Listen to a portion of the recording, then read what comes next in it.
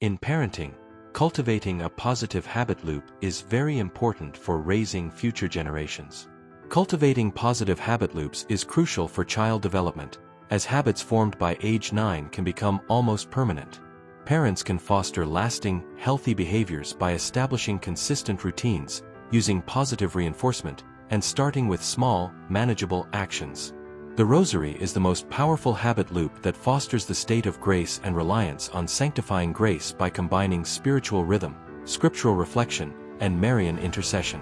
A habit consists of a cue that triggers a routine, which is the behavior, and a reward that brings satisfaction. Begin with simple actions, as it can take 18 to 254 days for a behavior to become automatic. Children learn best by watching parents, so modeling desired habits is essential. Family Rosary is the best generational habit. Instead of stopping a bad habit, keep the same cue and reward but replace the routine with a better one. The family that prays together stays together.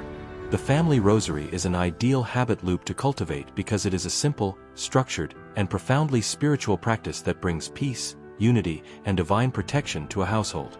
By following the habit loop framework, families can transform daily, sometimes chaotic, prayer into a lasting spiritual foundation. Cultivating a positive habit loop leads to a thankful heart and a positive attitude. The desire to connect and love is a fundamental human need deeply rooted in our biology and psychology.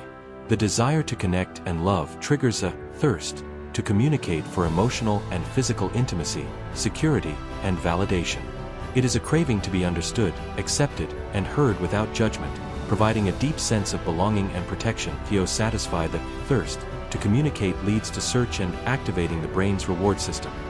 This thirst acts as a motivational driver, triggering the brain's reward system, specifically dopamine pathways, to initiate search and connection, which cue habitual loops.